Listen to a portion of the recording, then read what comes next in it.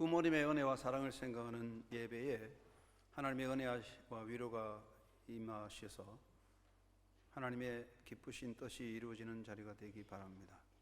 5월은 생명과 기쁨의 달입니다. 여러분의 가슴에 빨간 카네이션 꽃이 붙어있듯 더 5월에 환상적이고 생명 넘치고 밝고 환한 그런 창조적 기쁨의 날들로 가정마다 또 부모님의 가슴에 기쁨의 꽃이 피는 그런 날들이 열려지기를 바랍니다.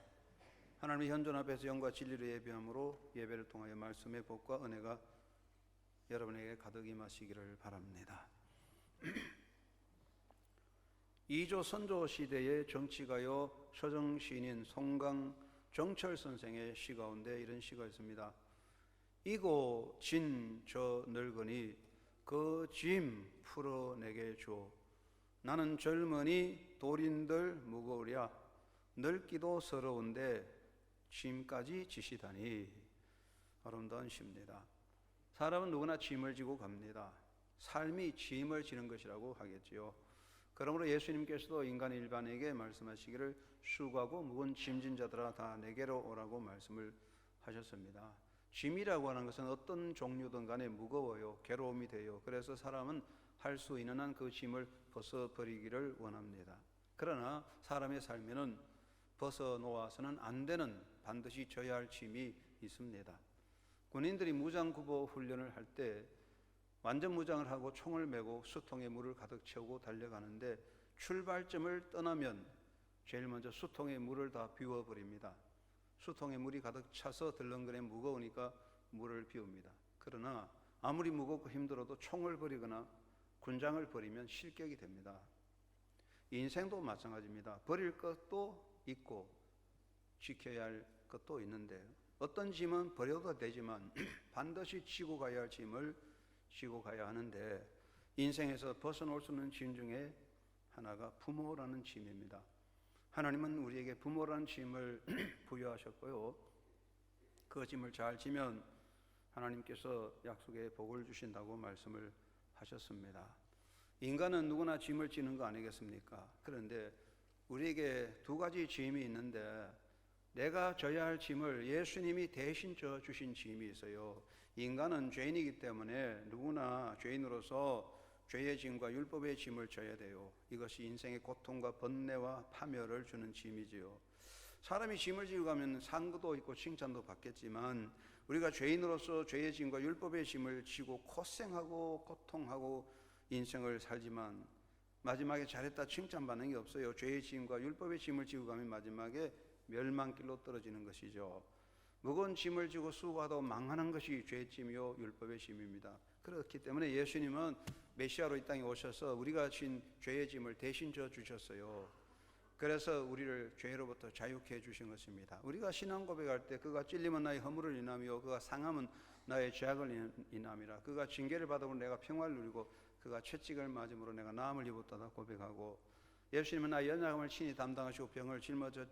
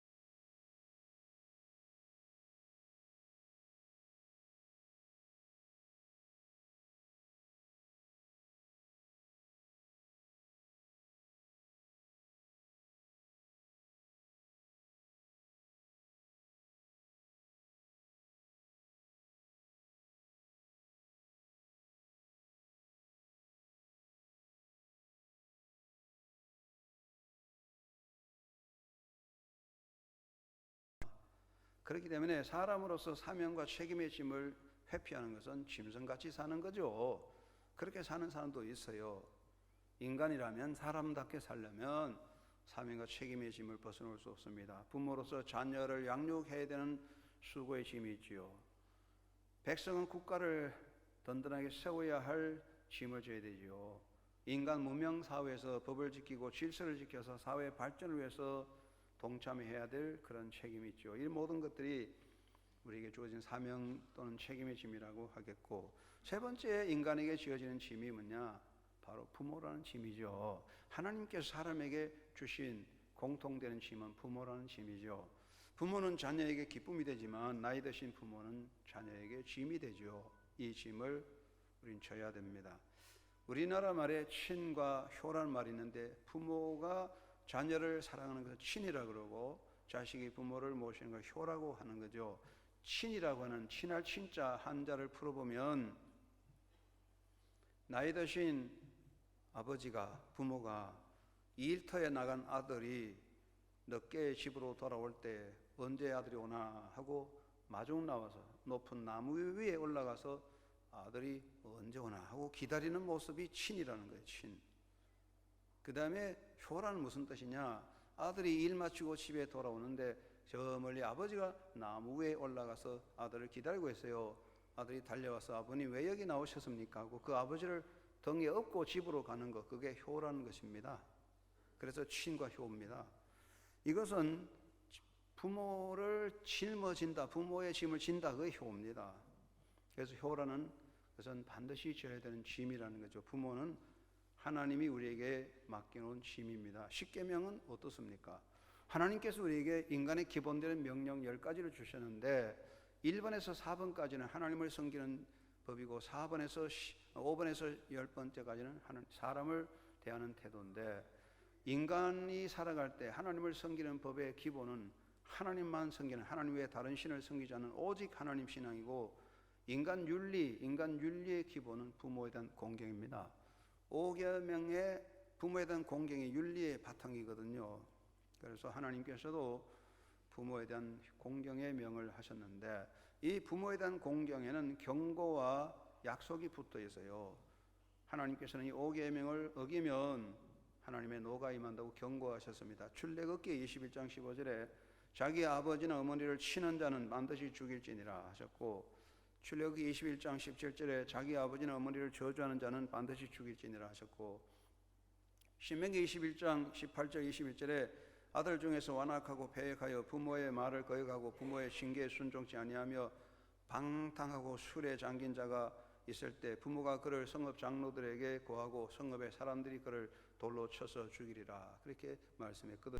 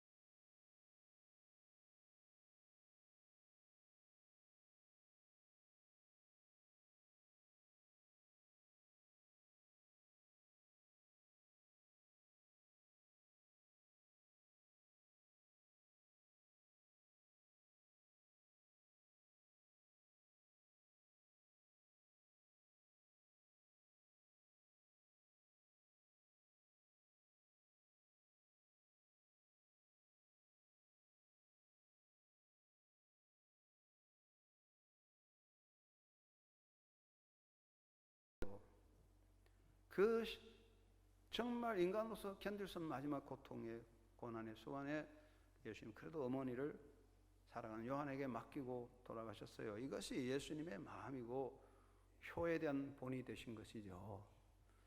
사도 바울은 우리에게 뭐라고 말씀하십니까? 자녀들아 주 안에서 내 부모에게 순종하라. 이것이 옳으니라. 내 아버지와 어머니를 공경하라. 이것은 약속 있는 첫 계명이니 이로써 내가 잘 되고 땅에서 장수하리라고 그렇게 말씀하셨죠. 사도 바울은 이 부모에 대한 효에 대한 법도를 다시 강조하고 우리에게 가르쳐 주었습니다.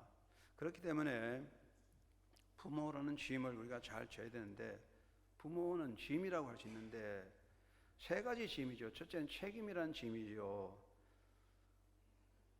젊은 부모가 어린아이들을 양육하는 것도 하나의 책임이지만 나이 드신 부모를 모시는 것도 자녀가 가질 책임의 짐이라고 할 수 있어요. 여러분, 우리 사회가 바뀝니다. 상황도 바뀌고 역사도 바뀌고 법도와 규칙과 사회 규범이 다 바뀝니다. 사람의 얼굴조차도 다 바뀌어버리는데 그래도 영원히 바꿀 수 없는 것은 하나님의 법도거든요. 하나님의 말씀이죠. 그렇다면 제5계명은 하나님께 대한 공경에 대한 책임을 우리에게 부여하셨기 때문에 역사가 바뀌고 세월이 바뀌고 모든 풍조가 바뀌어도 이 책임을 회피할 수 없는 겁니다. 그래서 책임의 짐을 져야 되고 두 번째는 복량의 짐이죠. 부모를 잘 섬기는 복량의 짐이라고 말할 수 있습니다. 그래서 공자는 효에 대해서 말할 때 세 가지 말했습니다. 효순, 효경, 효양. 효순, 부모에 대한 순종. 효경, 부모를 공경하는 거. 효양, 부모를 잘 보필하고 복양하는 거. 그랬어요. 육체적으로 정신적으로 약해진 부모님을 잘 섬기는 것이 효입니다. 우리는 내가 어릴 때 나의 모든 삶을 위해서 희생해 주신 부모님 앞에 연로하신 정신적으로 육체적으로 약하신 부모님을 정신적으로 육체적으로 잘 섬겨야 할 복량의 짐을 지는 겁니다. 세 번째는 본을 보여야 할 짐이라고 할 수 있습니다. 뒤따라가는 사람은 본 보일 거 없어요. 내 뒤에 아무도 안 따라오면 내 마음대로 가도 괜찮지만 누군가 내 뒤에 따라오면 조심해야 되거든요.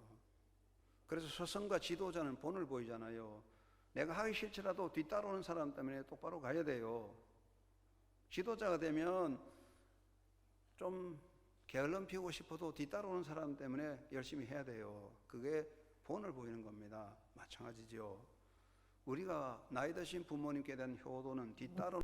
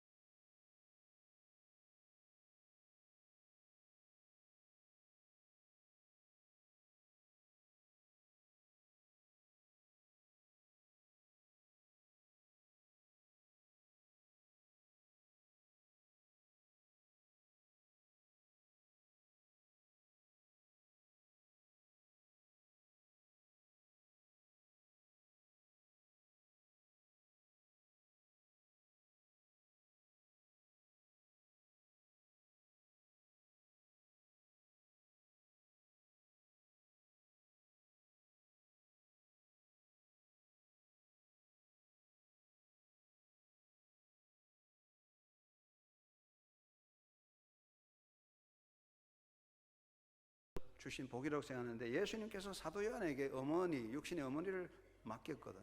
그래서 사도 요한이 예수님의 어머니를 잘 모셨기 때문에 하나님께서 사도 요한에게 그런 장수와 은혜의 복을 주신 거로 생각합니다.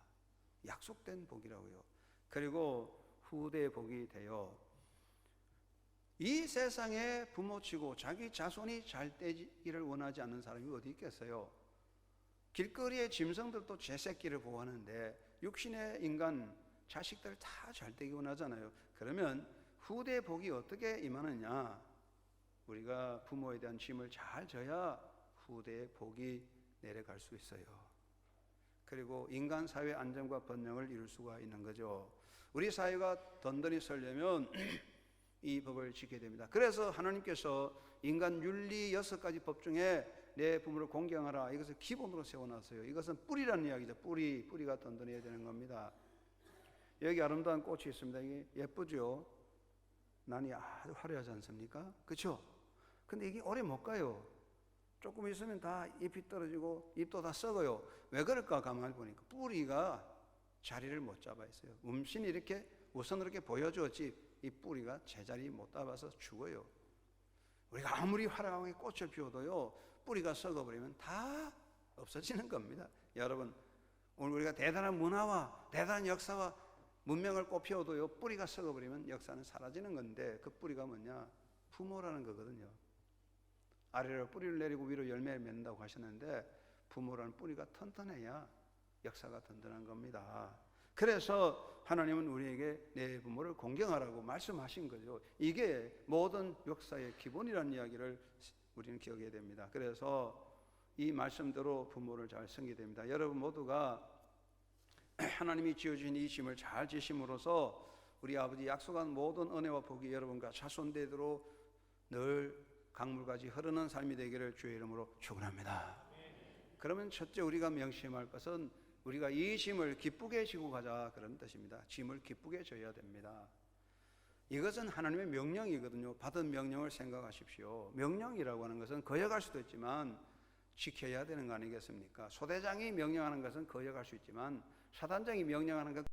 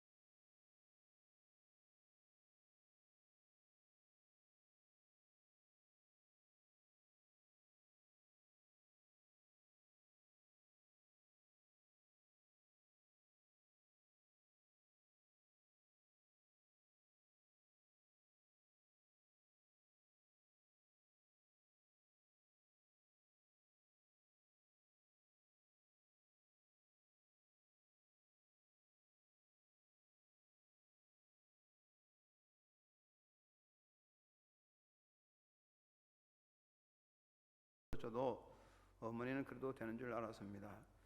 아버지가 화내고 우리가 속 썩여도 말이 없는 어머니는 그래도 되는 줄 알았습니다. 돌아가신 외할머니 보고 싶다고, 당신의 친정 어머니 보고 싶다며 한밤중 자다 깨어 소리 죽여 울던 어머니를 본 후론 어머니는 그러면 안 되는 것이었습니다. 생각나는 글이지요. 필리스 볼핑하우스라는 분이 Hugs Her Mom, 어머니를 품어주지 않은 글을 썼습니다. 이런 글을 썼습니다. 어머니의 사랑은 슈퍼맨의 힘과 같은 능력을 가지고 있습니다. 어려움에 처한 자녀를 돕기 위해서라면 단숨에 높은 장벽을 뛰어넘을 수도 있고 전력 질주를 할 수도 있습니다. 어려움을 겪는 자녀를 위해서라면 그 어떤 고난이나 어려움도 밀어붙이는 힘이 기관차보다 셉니다. 도움이 필요한 자녀를 위해서라면 총알보다 더 빨리 쌩하고 날아갈 수 있습니다. 하지만 어머니의 사랑은 사랑의 힘과 슈퍼맨의 힘 사이에는 매우 커다란 차이점이 존재합니다. 슈퍼맨의 힘은 공상으로 만들어낸 가짜지만 어머니의 사랑은 사랑의 힘은 진짜입니다. 슈퍼맨의 힘은 목적을 가지고 있지만 어머니의 힘은 가족을 위한 맹목적인 힘입니다. 슈퍼맨의 힘은 한계가 있지만 어머니의 힘은 무한합니다. 참 아름다운 말입니다. 어머니의 사랑이 존재 뿌리가 아니겠습니까? 아무리 잘나고 화려해도 뿌리를 부정할 수는 없어요. 사랑하는 여러분, 부모라는 짐이 있을지라도 그 짐을 기쁘게 지고 가는 자가 되시기 바랍니다. 사람이 짐을 지고 가는데 몇 가지 태도가 있어요. 어떤 사람은 강요로 억지로 지고 가고, 어떤 사람은 마지못해 그저 남의 눈치 보느라고 지고 가고, 어떤 사람은 목적을 위해서 지고 가고, 어떤 사람은 기쁨으로 지고 가는데, 우리가 주님을 섬기는 봉사와 헌신, 교회를 섬기는 것이 강요에 의해서 눈치 보느라고 점수 따려고 그렇게 하는 건 아니거든요. 기쁨으로 주를 섬기잖아요. 부모란 짐도 마찬가지예요. 남의 눈치 보고 무슨 목적을 얻으려고 부모 잘 섬겨서 재산이나 받고 그저 유산이나 받으려고 그런 마음이 아니라 순수한 기쁨으로 부모를 섬기는 그런 사람이 되어야 하나님은 그의 삶에 은혜를 내려주실 것입니다. 어느 유대인 가정에 신실한 아버지가 계시는데, 그 아버지에게 다이아몬드가 하나 있는데 엄청나게 값비싼 다이아몬드를 가지고 있어요. 그래서 이 다이아몬드를 가진 아버지는 항상 잠잘 때 베개에다가 다이아몬드를 넣어서 주무시는데, 그 동네 랍비가 그 소식을 듣고 궁정을 새로 꾸미려는데 그 다이아몬드가 필요하기 때문에 금화 6,000개를 갖고 와서 다이아몬드를 살려고 찾아왔어요. 어느 날 찾아왔는데 아들이 나갔습니다. 아버지가 계십니까? 좀 기다리세요. 아들이 집에 들어갔다 나오면서 미안합니다. 오늘은 다이아몬드를 팔 수 없습니다. 돌아가세요. 그러니까 그 랍비가 아니 금화 6,000개를 가져왔는데 왜 안 된다냐 했더니 아들이 이렇게 대답했대요. 지금 아버지께서 잠이 드셔서 주무시니 다이아몬드를 팔 수가 없습니다. 금화 6,000개와 바꾸는 값진 거지만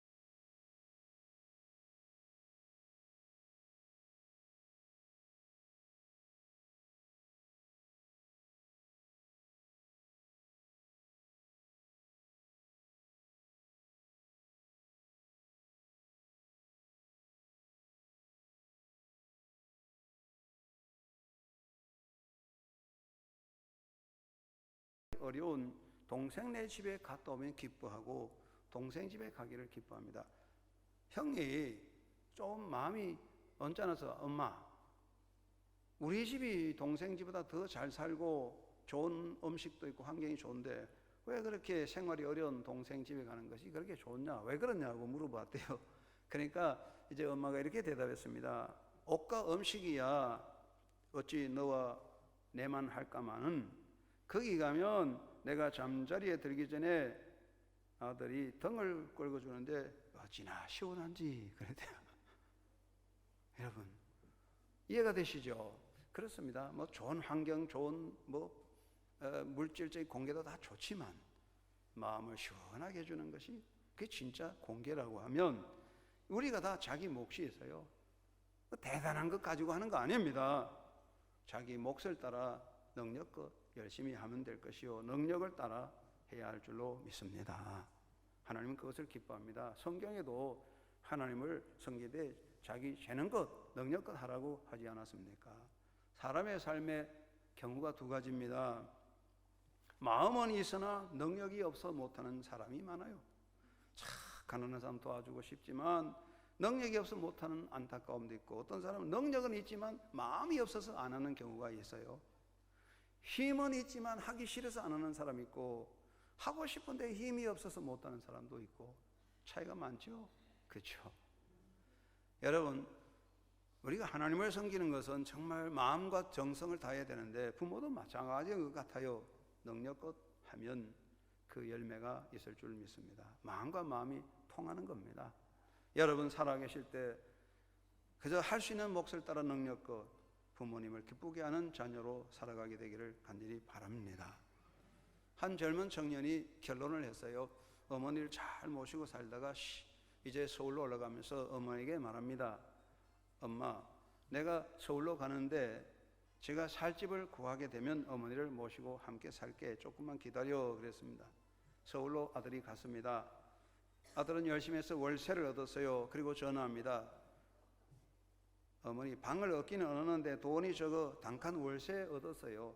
우리가 신혼부부인데 월세방 단칸방인데 어머니 모실 수 없으니 조금만 기다려줘. 방 2칸짜리 얻으면 엄마 모실게. 그랬대요. 얼마 후에 열심히 해서 2칸 방 얻어 이사를 갑니다.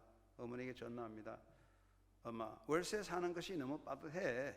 우리 두 사람 부지런히 일해서 전세로 옮겨야 되는데 그때까지만 좀 기다려줘. 그랬대요.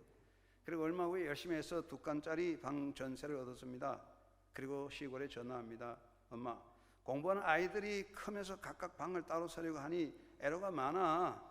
방 3칸짜리 집으로 이사 가면 엄마 모실 테니까 조금만 기다려줘. 그랬대요. 세월이 좀 지나서요. 열심히 노력해서 화장실 2개 있는 좋은 아파트로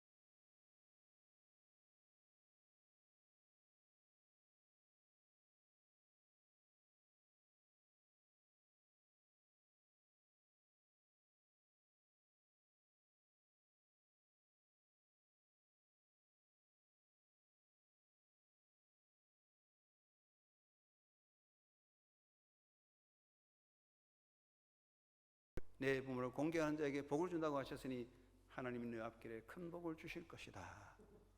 사랑하는 여러분, 조지 워싱턴은 어머니의 마음 때문에 마드로스 백사공의 꿈을 포기했지만 하나님 그를 지켜주셔서 미국이라는 거대한 배를 이끌어가는 선장이 됐습니다. 단편적인 이야기겠지만 그렇습니다. 나 자신을 위하는 일이 부모에 대한 효를 행하는 겁니다. 귀찮고 어려워도 잘 하여야 됩니다. 내가 부모에게 순종하는 만큼 내 자녀가 순종의 자식이 되고, 내가 부모를 높여 받드는 만큼 내 자식이 나를 높여 받들고, 내가 부모를 기쁘게 하는 만큼 내 자식들이 하나님을 기쁘게 하는 겁니다. 영적인 계보나 육신의 복의 계보는 저절로 되지 않아요. 물이 흐르듯 가는 거예요. 우리가 하나님을 잘 섬길 때 자녀들이 그것을 행하는, 이게 바로 물결이 흐르는 것 같기 때문에 여러분, 자기를 잘 지키고 자기를 사랑하는 것은 부모에 대한 짐을 잘 지는 것입니다. 인생은 후회가 있습니다. 나이 들어 후회 없는 인생이 어디 있겠습니까? 예수님 외에는 다 후회가 있습니다. 그런데 후회 중에 후회가 되돌아갈 수 없는 인생이 아니겠습니까? 송강정철은 이런 시를 썼습니다. 어버이 살아실 때 성기밀랑 다하여라. 지나간 후면 애달파 의아리. 평생에 고쳐 못할 일이 이뿐인가 하노라. 무덤에 가서 어머니를 불러올 수 없어요. 떠난 사람 불러봐도 돌아오지 않습니다. 가장 바보가 떠난 사람 찾는 거죠. 떠난 사람 뒤통수 보고 소리치는 거죠. 헛된 일입니다. 지나간 사랑도 헛되고 지나간 모든 과거는 돌아오지 않는 거죠. 그래서 후회가 됩니다.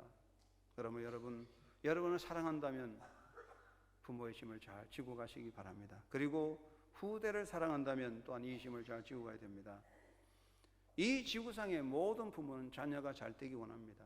그러면 정말 자녀를 사랑한다면 부모의 짐을 잘 지고 가야 됩니다. 험한 계곡이 있는데 험한 계곡을 건너갈 때 누군가 땀 흘려 생명의 위험을 무릅쓰고 다리를 놓아놓으면 그 다리를 쉽게 건너가면 됩니다. 그 다리를 놓는 사람의 수고와 희생으로 인하여 사람들은 쉽게 건너갑니다. 얼마나 고마운 일입니까? 사랑하는 여러분, 우리가 부모에 대한 짐을 지는 것은 계곡에 다리를 놓는 것입니다.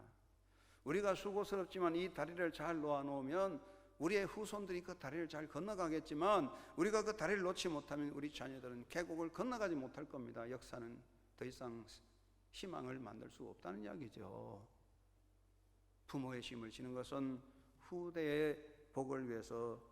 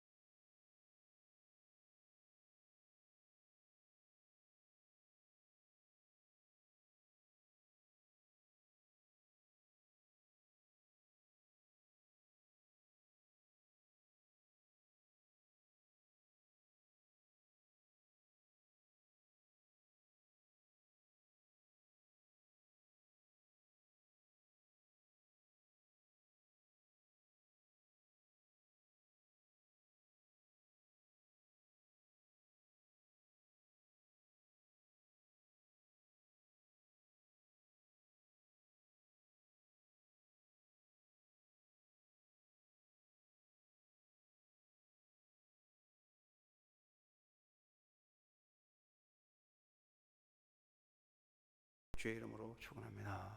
고마우신 아버지 감사합니다. 하나님의